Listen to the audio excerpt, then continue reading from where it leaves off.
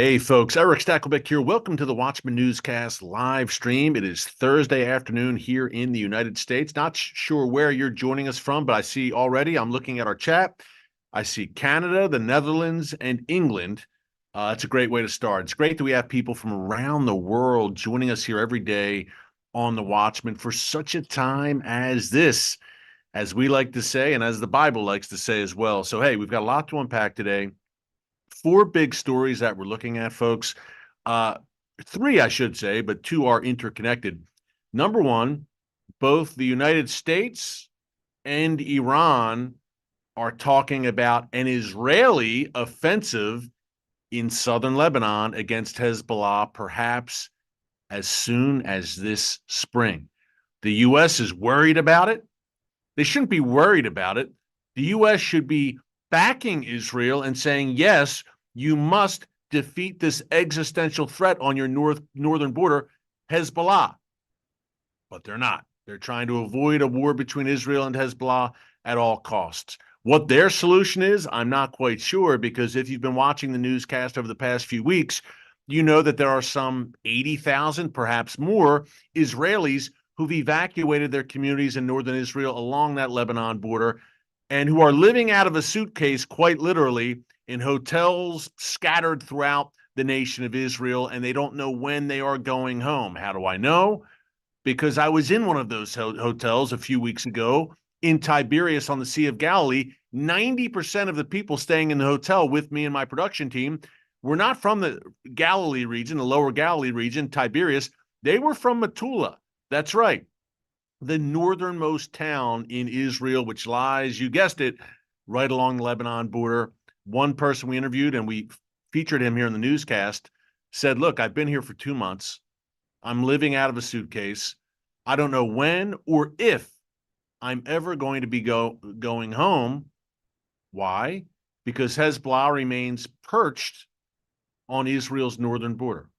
Yes, they've been pushed back a tiny bit since October 8th, since Hezbollah launched attacks against Israel in the wake of the Hamas invasion in the south. They opened that second front, but still way too close for comfort. Look, they've been pushed back slightly from the immediate border region in some areas, but Hezbollah is there, folks. They're perched on that border, and they're ready to pounce. So if you are an Israeli who lives in the north, you ain't going back, as that threat remains and persists.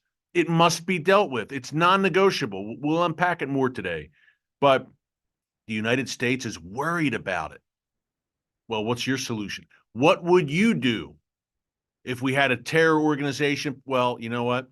Maybe that's not the best comparison, because I live in the United States and our southern border is wide open. And folks, we don't know who's coming through. So maybe the not the best illustration or best comparison. I digress.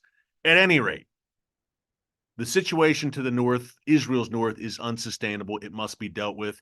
And Iran knows it as well. The Iranian regime now is preparing Hezbollah for this coming great northern war with Israel. The Iranian regime's not stupid. Evil, yes. Stupid, no. They know that Israel will also be forced to eventually attack Hezbollah, that it's an untenable situation. We're going to unpack all of that.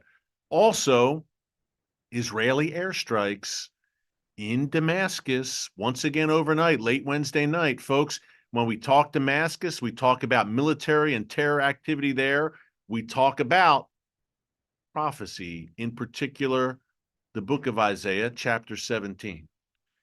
And the eventual, let's just say, demise of one of the world's oldest inhabited cities, Damascus. We'll talk about that as well. And hey, what about Iran and Russia and launching a satellite into orbit, Iran with Russian help? Hey, look, we reported the other day, this news just broke a few days ago, that Iran is now supplying Russia with ballistic missiles. You knew about the drones, hundreds, if not thousands at this point, of attack suicide drones. Many people say, you can't say it's a suicide drone. A drone's not alive. Okay. Suicide drone, kamikaze drone, whatever you want to call it. Iran has supplied Russia with probably thousands of them at this point. Now come the ballistic missiles, and we've been talking about this on the newscast for almost a year, that look, this is going to increase. It's starting at drones.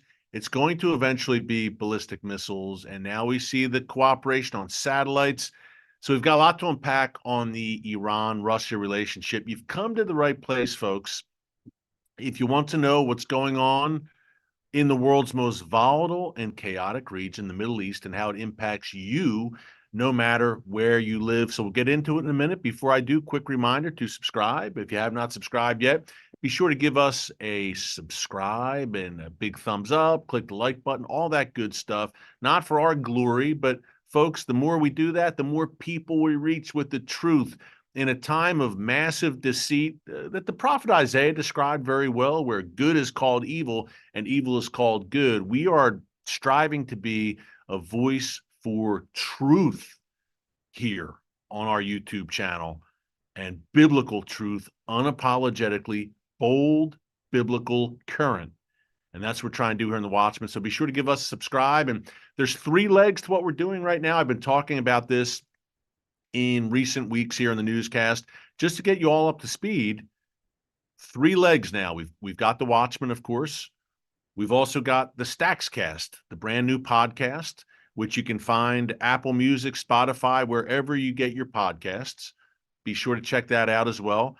And then we've got Stakelbeck Tonight, our brand new nightly show debuting on TBN, the world's largest television network, March 25th. Mark your calendars, 7:30 p.m., 10:30 p.m. Eastern Time, every single night, Monday through Friday. So the Watchman, the Stackscast podcast, and Stakelbeck Tonight, the nightly show. We've got a lot going on, folks. Number one, we covet and appreciate your prayers for just energy as God expands our territory, just for energy, for vision, and for the kinds of great, important, impactful stories that you care about and that the world needs to know. And again, I like to say everything we're doing is by God and for God. Again, unapologetically biblical for such a time as this. So be checking out all of our content, and Instagram, Facebook, X, we're all over there as well. We'd love to have you here with us on this journey with us, shoulder to shoulder. Hey, let's get into it. Okay. The United States is worried that Israel may do something really crazy and defend itself and counter and defeat an existential threat. How dare Israel do such a crazy thing? How dare Israel allow the Hezbollah threat to fester at its northern border to the point where Hezbollah is able to duplicate, or even, in their view, top October 7th and the carnage that Hamas carried out along the Gaza border? Helpful reminder, 1,200 Israelis murdered, you may recall.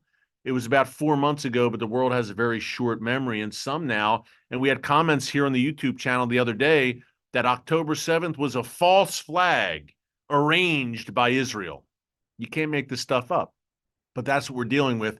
So it's helpful from time to time for me to remind everyone, October 7th happened not too long ago. It was the worst massacre of the Jewish people since the Holocaust. And oh, by the way, it would not have happened without the Iranian regime, without its active support, planning, training. It's no coincidence that at least 500 Hamas and Palestinian Islamic Jihad operatives were in Iran in September training in the weeks leading up to October 7th. Folks, they weren't there for the scenery. Although I'm told Tehran is a beautiful place, mountains surrounding the city. Iran is a Bible land. I'd love to go there someday. I really would. Modern day Iran was ancient Persia. Esther, Mordecai, Cyrus. This is a Bible land. And if you read Jeremiah 49 and Ezekiel 38 and 39, we're very hopeful, not just hopeful, we're expecting that there will be a day in Iran where things do flip around and that wicked, diabolical regime is gone, and the Iranian people, a great people, a biblical people, ancient Persia, where they're unleashed, where they're free, and where they follow the Lord. We're praying for that every day. the fastest growing church in the world right now, folks, in the world, imagine that, is in Iran. It's largely underground, born-again believers, Bible believers worshiping underground. And it's amazing. Someone asks, by the way, and I share that to encourage you about Iran. All is not lost. God is moving there. But Lou Rubink, I'm looking at our chat right now, asked, is Yair Pinto still going to be a part of your newscast? Well, it's funny you asked that. I just did a call with Yair today. If you don't know, folks, check out his channel, TBN Israel. Subscribe here on YouTube, doing incredible work. Yair is in the IDF reserves. He was in Gaza, Khan Yunis, reporting on the ground. And yes, Yair will be an integral part of Stakelbeck Tonight, our brand new show on TBN. He will be a regular guest commentator reporting from on the ground in Israel. We've got some exciting stuff lined up. More to come in the weeks to come prior to the launch on March 25th, but mark your calendars. Okay, so the U.S. knows that the situation I laid out at the top of this live stream is not sustainable for Israel. Folks, you cannot have a northern Israel. Northern Israel essentially ceases to exist as a functioning region of the world's one and only Jewish state if 80,000 residents of northern Israel are evacuated from their homes with no return date, essentially refugees inside their own country. And I hate to phrase it like that, but I think it's an apt description. What happens to the economy in northern Israel? Hey, I was just with the mayor of Mateh Asher, a large region in the north near the Lebanon border. And the exasperation in his voice and his countenance, he's a strong man. He's not discouraged, but they're all asking, what's next? And then they're saying, we need to deal with Hezbollah. They're asking what's next to Israel's government. What are you going to do about this? Because this is unsustainable. There is no north right now. Yes, geographically, yes, of course, there's a northern Israel. But that thriving region that I love so much, and I've spent a lot of time in northern Israel, it's a beautiful, beautiful region, folks. Fresh air, mountains. Oh, hey, a land flowing with milk and honey, right? It is the promised land. It's beautiful. I have so many dear friends in northern Israel. I was just there 2 weeks ago in a closed military zone. I can tell you right now, the northern Israel I know and love is not it's not that northern Israel right now, because 80,000 people are gone. It's like a ghost town in some areas. And for me, it really hit me hard because I love that region. But I spent time in a closed military zone with the IDF, and they showed me around, and the mayor of Mateh Asher, as I told you. And look, I'm a believer. I'm a follower of Jesus, and that means I'm not to have a spirit of fear, but of power and of love and of a sound mind. I am mandated to have that spirit. So I don't want to say, oh my gosh, that feeling of dread and fear. I don't want to say that. But folks, I got to tell you, there's definitely the feeling up north that the other shoe is going to drop. Something big is coming. I've been talking about this since well before October 7th, the coming great Northern War. I do believe that it will have prophetic implications when Israel is forced. It has no choice to face off against Hezbollah and the Iranian regime and their various jihadist allies in Lebanon and in Syria. Israel's got no choice. And prophetic implications in that, an even larger war than that is coming, that's laid out in the book of Ezekiel, chapters 38 and 39. Funny name, the war of Gog and Magog, but a name you need to know. What you see right now, folks, are prophetic chess pieces moving on the board, setting things up for what's to come. And I take no glee in saying that, but we might not be politically correct here, but we try to be prophetically and biblically correct. And it's pretty clear that October 7th really in many ways opened the floodgates, really opened the gates of hell in many ways. But these demonic death cults, Hamas and Hezbollah, which are controlled by a demonic death cult in the form of Iran's regime, not the Iranian people. Key distinction, the Iranian regime, they will get their comeuppance. There will be a day of reckoning for them eventually. But the United States, let's just quote directly what the Biden administration is saying. Let's see. Last week, now there is fear that now the title says spring offensive. There's a fear also that it could be in the summer by the United States. Let's see. Last week, White House, I'm just reading from my phone, by the way. That's why I'm glancing down. Welcome to everyone from around the world. We've got thousands with us. We'll have thousands more before we're done.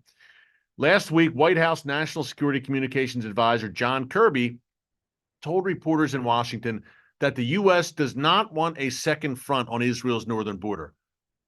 I will proceed with the rest of the article here, but folks, let me just say, no one wants that.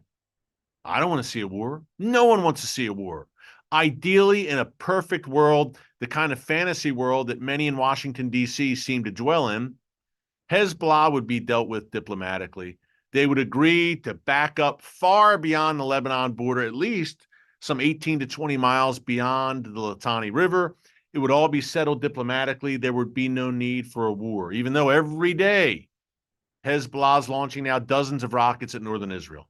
And Israel is penetrating deeper and deeper into Lebanon, Hezbollah land, with airstrikes and targeting Hezbollah commanders. Things are intensifying, no doubt. All that said, if things could be resolved diplomatically, hey, great, and Hezbollah lays down its weapons, changes its stripes, but every single person watching this stream right now knows that ain't happening. Let's be realistic. It's not happening. And if Hezbollah did back up a few miles from the border, agree, you're kicking the can down the road because they'll move right back up to the border. Gradually, we know where this ends. Everyone on both sides of the border knows where this ends. There's only way this will be settled, and that's through confrontation, direct confrontation. And there's no one wants to see it. But because of Hezbollah, this is unavoidable. Folks, Hezbollah would not exist without, and we can take it by extension, we should say more broadly, because of the Iranian regime. The head of the snake, or as our guest yesterday here in the newscast called it, the head of the octopus. By the way, if you missed yesterday's newscast, you want to know more about the situation in the north, check it out. Just go to newscast right there in our archives under newscast. We had a great guest near the Lebanon border. She's a foremost Hezbollah expert.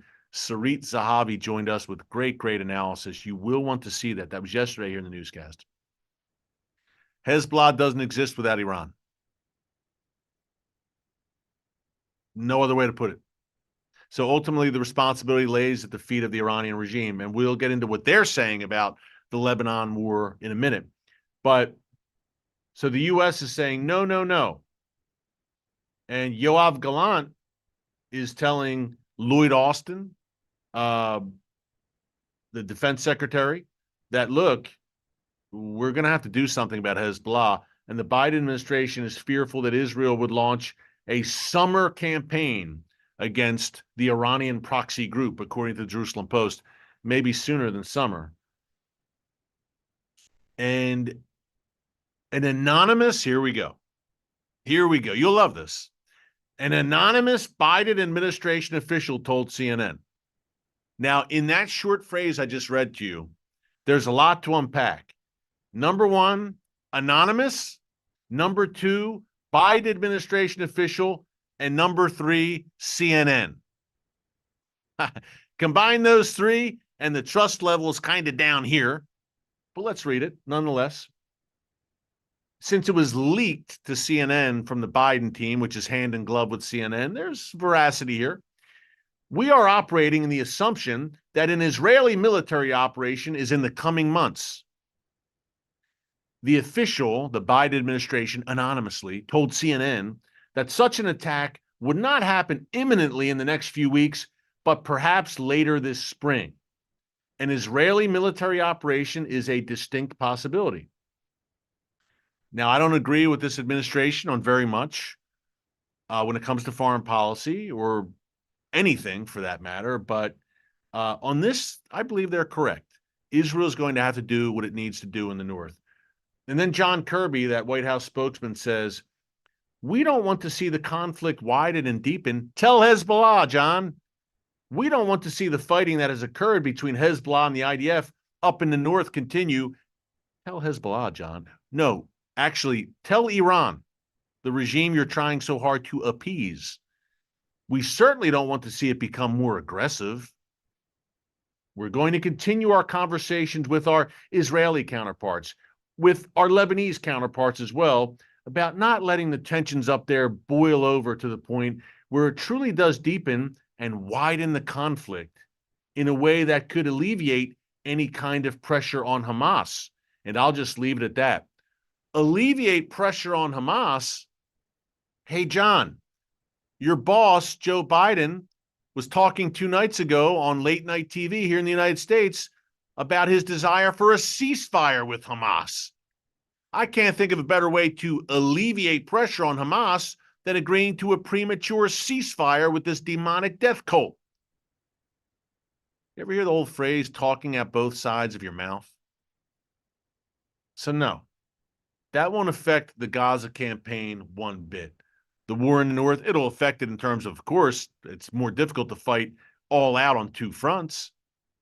But Israel remains fully committed to crushing Hamas. Netanyahu, the prime minister, said just today that whether the world likes it or not, and the world can wail and gnash its teeth, including inside the Beltway in D.C., whether the world likes it or not, Israel's going into Rafah.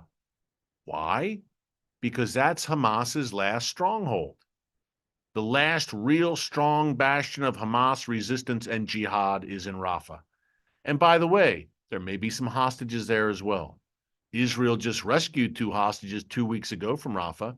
So the world essentially wants to snatch defeat from the jaws of victory when it comes to Israel finishing the job. Folks, I believe Israel's committed to doing this thing. If it's the end of Netanyahu if he doesn't.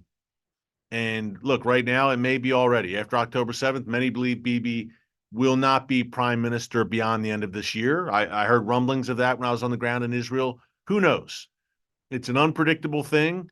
And if anything, Bibi is certainly a political survivor. He's Israel's longest serving prime minister, 16 years overall, three different stints as prime minister over that long of a span. So who knows? But in the meantime, I do know this, that if he doesn't finish the job, then that's it for his government.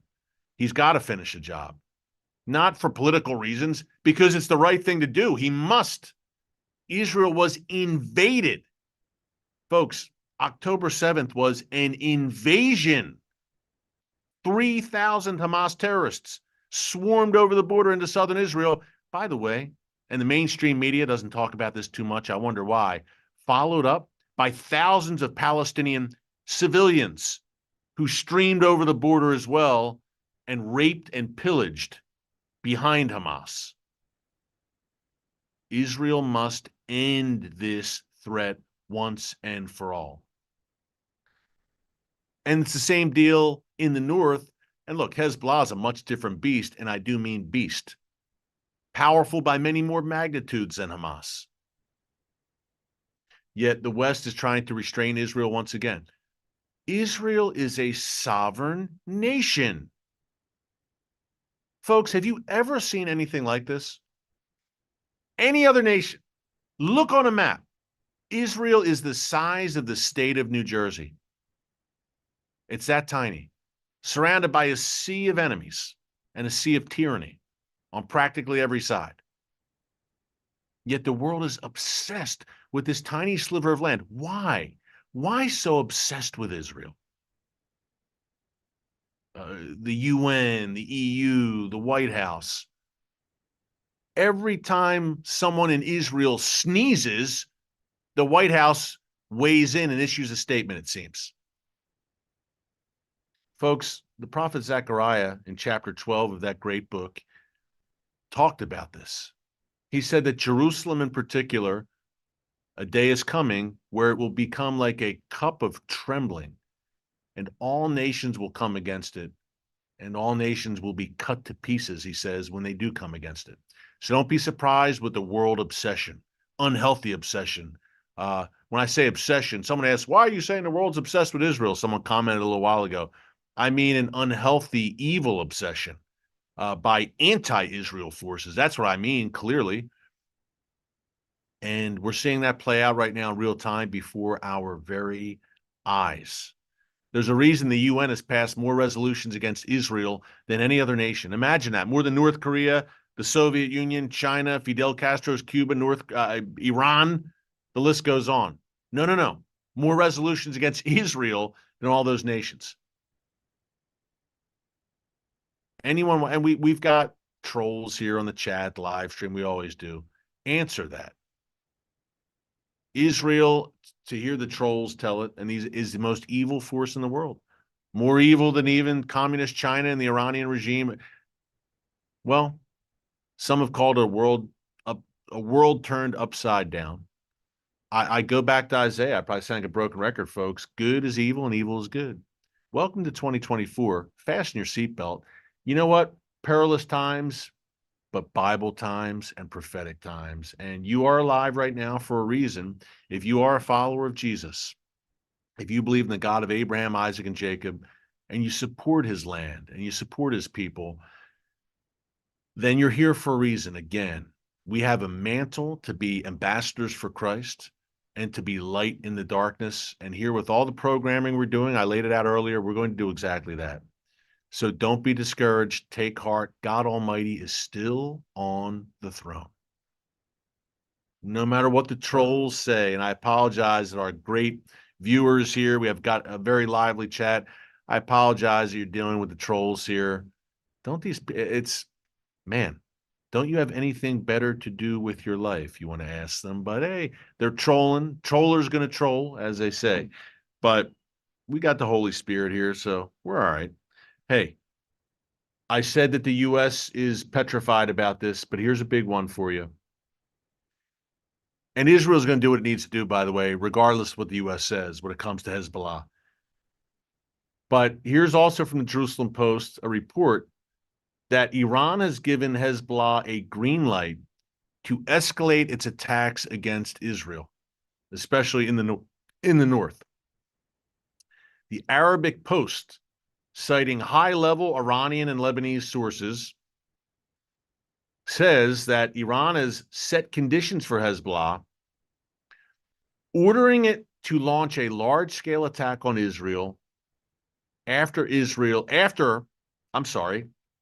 it had become certain of Israel's intention to carry out an invasion of Rafah. So what they're saying is this: Iran is worried that after the IDF finishes the job in Rafah, Hezbollah is next. So it seems that the Iranian regime is saying, look, preemptively escalate your attacks against Israel because they're coming for us. Because look, the IDF doesn't want to fight two major wars on two fronts. We know that.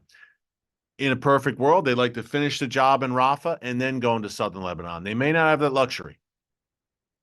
So the Iranian regime and Sheikh Hassan Nasrallah is reportedly very worried.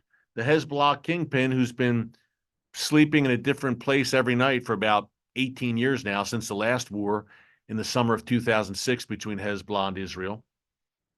Nasrallah apparently called an emergency meeting with some top Iranian Quds Force officials and said, they're going to attack us, help. So Iran is saying, okay, maybe you will escalate. I don't know what Iran's game is there. Do they think that will discourage Israel from still attacking Hezbollah? To me, it would only increase the chances that Israel is going to attack Hezbollah. Or do they want to create a diversion, a distraction from the campaign in Rafah? Not quite sure, but even the U.S. and the Iranian regime know that the situation to the north is unsustainable, and Israel is going to have to do something. Speaking of the north, before we go, hey, Damascus last night, and many people, this may be, ladies and gentlemen, the most asked question, if that's proper English, I should know, but I don't believe that it is, but forgive me. The question I'm asked most frequently, I had to rephrase that, that's better. What about Isaiah 17? Even perhaps more than the war of Gog and Magog. And last night, and again, to refresh your memory, Isaiah chapter 17, verse 1 says, that Damascus, one of the world's oldest inhabited cities, imagine that, the capital of Syria, will, quote, become a ruinous heap. It will cease to be a city. Even the Mongols didn't completely raze Damascus to the ground, but the Bible says that a day is coming where that's going to happen. Well, last night, Israel launched airstrikes into Damascus. Yet again, this is a regular thing now, and targeted pro-Iranian militias in a neighborhood in Damascus, which is a big hotbed for Iranian militias and Iran's Quds force. Iran-backed groups have a string of underground bases in this neighborhood in southern Damascus, and the IDF yet again carried out airstrikes there. So listen, Israel, and we've shared this on the newscast, Israel has intensified its strikes in Syria. The gloves are off there, and they're feeling it there. The Iranian regime and its proxies there in Syria are saying, wow, we've never been hit like this. Now, they're still there because they're so demonically obsessed with destroying Israel, and Syria is so crucial to their plans to do just that, they're not going to leave easily. And Damascus, again, is the hub. So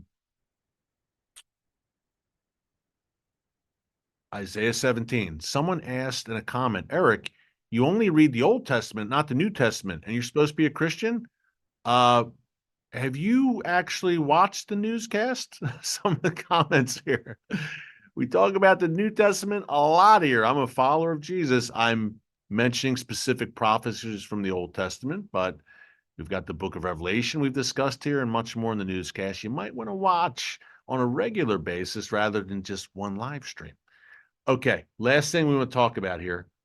And usually I don't call out the comments too much, but man, today, I don't know what is something in the water today. What's today? Thursday, the last day of February. I know what it is. Folks, I know what it is. I know why we're getting some off-the-wall comments today in our stream. It's a leap year. Today's February 29th. See, it's all off. We're only supposed to have 28 days in this month, and we've got a 29th day. That's the problem here. I'm just kidding. But there has to be some explanation, right? Okay, last thing before we go. Got to keep it light. We're talking heavy subject matter. Once in a while, it's nice to have a little levity, a little bit of humor here. And hey, with my watchmen and women on the wall, my watchman family, it's good to have that personal connection with you guys and be able to do that a little bit. Okay, last thing we want to mention here. An Iranian observation satellite was launched into orbit on a Russian rocket. Do I have your attention? Tehran says the Pars 1 was fully domestically developed inside Iran, but it was sent to space with a Soyuz rocket. They did it from Russia. It's a remote sensing and imaging satellite launched into orbit from Russian soil. From Russia's Vostochny launch base, some 5,000 miles east of Moscow. Now, two things here. Number one, the Iranian regime has claimed many times that they've sent satellites into space. There's no hard evidence that they've done exactly that. That's number one. Number two, the Iran-Russia relationship, we've talked about it a whole bunch. I leave you with this question. First, I'll make an observation, then I leave you with the question. Number one, I believe it's a quid pro quo relationship, folks. Look, Iran is not helping Russia out of the goodness of its heart, clearly. With drones, ballistic missiles, all that. What does Iran get in return is my question to you. We saw one indication of it today, launching a satellite from Russian soil into orbit. Reportedly, key phrase there, launching a satellite. Number two, what I've said all along is I believe that Iran is going to pressure Russia some more to close the skies over Syria. Remember, thousands of Russian troops are in Syria, and Russia, if it asserts itself, could effectively control the airspace above Syria. So does Iran pull that card and say, hey, we're helping you, we're supporting you on the world stage, Russia, now you need to return the favor. Israel's hurting us and hurting us bad in Syria. You can stop it, Russia. Declare a no-fly zone over Syria. so that Israel can't freely operate there. Well, guess what? If Russia did that, that's a non-starter for Israel, folks. Israel must have freedom to operate inside Syria. It must.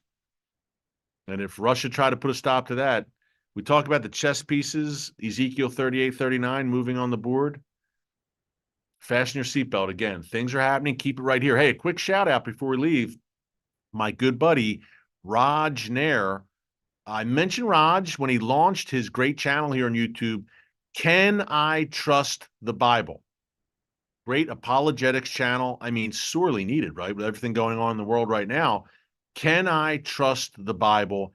At Can I Trust the Bible right here on YouTube. Raj is kicking out some great content on a regular basis that you're going to love. Can I Trust the Bible? At Can I Trust the Bible? Want to give Raj a shout out before I go. Check out his channel. It's great.